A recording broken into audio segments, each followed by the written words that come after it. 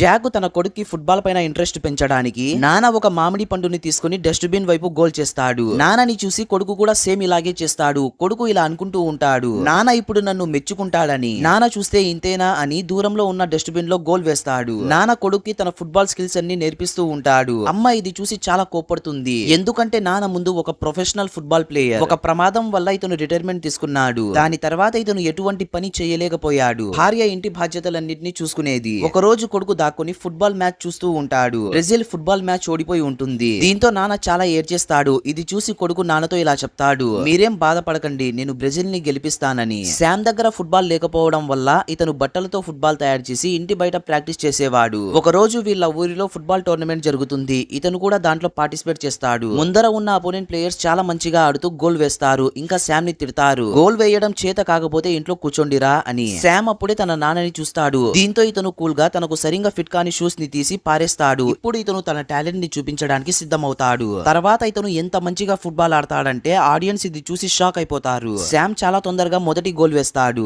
Sam energetic గా ఆడడం చూసి తన ఫ్రెండ్స్ కూడా సపోర్ట్ చేస్తారు. స్కోరు చాలా దగ్గరలోనే ఉంటుంది. వీళ్ళు కేవలం ఒక్క పాయింట్ తో ఓడిపోతారు. వీళ్ళు మ్యాచ్ లో ఓడిపోయినా కూడా అందరి మనసులని గెలుచుకున్నారు. ఆడియన్స్ అందరూ చప్పట్లు కొట్టి వీళ్ళని గౌరవిస్తారు. ఒక ఫుట్బాల్ కోచ్ శామ్ వాళ్ళ నాన్నని కలుస్తాడు. అమ్మకి ఈ విషయం తెలియగా అమ్మ దీనికి ఒప్పుకోదు. తన కొడుకు టాలెంట్ వేస్ట్ కాకూడదని నాన్న తన భార్యకి తెలియకోకుండా శామ్ కి ఫుట్బాల్ ట్రిక్స్ నేర్పించేవాడు. సమయం గడిచే కొద్దీ ఇతను కూడా కొంచెం పెద్దగా అయిపోతాడు. శామ్ ఫుట్బాల్ స్కిల్స్ ఎక్సలెంట్ గా ఉంటాయి. ఒక రోజు అమ్మ ఇది చూస్తుంది. అమ్మకి ఇలా అనిపిస్తుంది, నేను తప్పు చేస్తున్నానేమో అని. అమ్మ తన కొడుక్కి సపోర్ట్ చేయవలసింది ఫుట్బాల్ ప్లేయర్ అవ్వడానికి. దీంతో ఈమె ఫుట్బాల్ కోచ్ యొక్క విజిటింగ్ కార్డ్ బయటకు తీస్తుంది. శామ్ కోచ్ ని చూసినప్పుడు అస్సలు ఇతను ఇది నమ్మలేకపోతాడు. ఇతను సంతోషంలో తన అమ్మని గట్టిగా హద్దుకుంటాడు. శామ్ చాలా తక్కువ రోజుల్లోనే శాంటోస్ ఫుట్బాల్ క్లబ్ లో జాయిన్ అవుతాడు. శామ్ ఇక్కడ సంతోషంగా లేడు, ఎందుకంటే ఇక్కడ చాలా స్ట్రిక్ట్ రూల్స్ ఉండేవి. దీంతో ఇతను ముందులాగా ఫుట్బాల్ ఆడలేకపోతాడు. శామ్ ఇక్కడికి వచ్చినప్పటి నుంచి ఇతను ఒక్క గోల్ కూడా వేయలేదు. దీంతో ఇతనిపైన డౌట్ కొడుతుంది, నాకు అసలు ఫుట్బాల్ వచ్చా అని. ఆ రోజు రాత్రి ఇతను ఇంటికి తిరిగి వెళ్లిపోతూ ఉంటాడు. రైల్వే స్టేషన్ లో ఉన్న ఒక వ్యక్తి ఇతనితో ఇలా చెప్తాడు, ఫుట్బాల్ అంటే బ్రెజిలియన్స్ కి ప్రాణం, నువ్వు నీ స్టైల్లో ఫుట్బాల్ ఆడు అని. దీంతో ఇతను తిరిగి ఫుట్బాల్ ట్రైనింగ్ సెంటర్ కి వెళ్తాడు. శామ్ ఇక్కడ తనకు ఇష్టం వచ్చినట్లు ఫుట్బాల్ ఆడుతాడు. కోచ్ మాటలన్నీ అస్సలు పట్టించుకోవడం లేదు. ఫైనల్ గా ఇతను తన స్టైల్లో గోల్ వేస్తాడు.